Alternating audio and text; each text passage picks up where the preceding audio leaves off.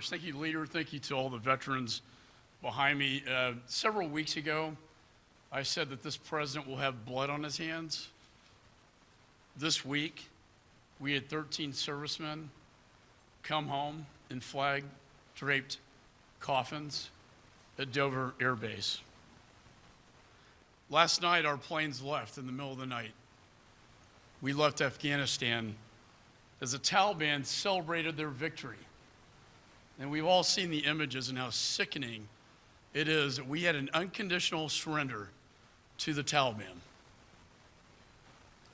This president announced a complete withdrawal with no conditions, time certain. That was a surrender of the United States to the Taliban. Now they are celebrating their victory over the United States of America. I never thought I would see this in my life. It's embarrassing, it's shameful, and it's wrong to our veterans who served so well. We've emboldened our adversaries, and we've weakened our alliances. As has been said, the military has a saying, no man left behind, no one left behind.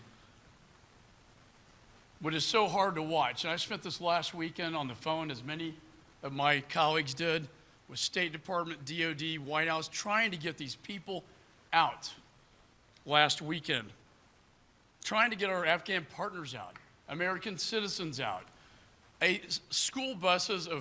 Four school buses of young girls that were adopted in the choir at the University of Afghanistan, only to be turned away. To what? Into the hands of the Taliban, into enslavement. These interpreters have a target on their back, and the ones that we couldn't get out have a death sentence on them. The sad thing is many of them got through the Taliban perimeter. Our own United States government stopped them from getting into the airport to safety. This is not the United States of America to turn our backs on Americans. And we call upon the president to get them out of there and get them out now.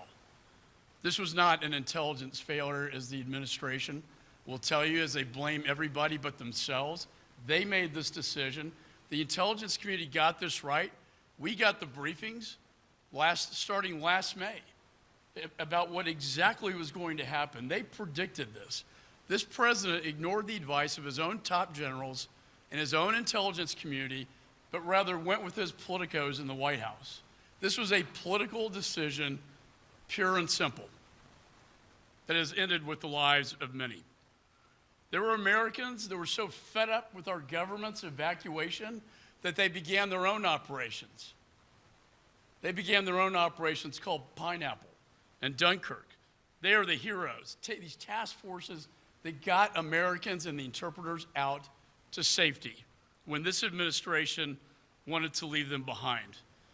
We have sent a letter of preservation to the Department of State, to our intelligence community, and to our Department of Defense to preserve all documents, because we will, and we want the Democrats to join us, but we're going to do it with or without them.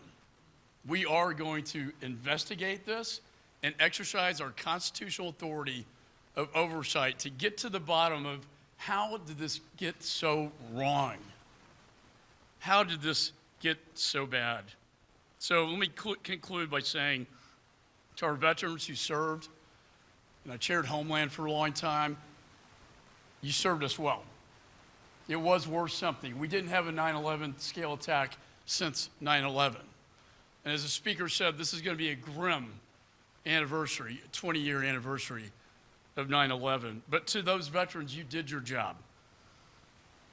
But I'm worried with the terrorists flooding in, with the Taliban in control, with our weapons left behind, that now they're one of the most armed forces in the world, that the threat now is getting stronger, and we will be entering into a new phase and a new chapter where the terrorists will once again try to hit our homeland. So God bless America, and God bless our veterans.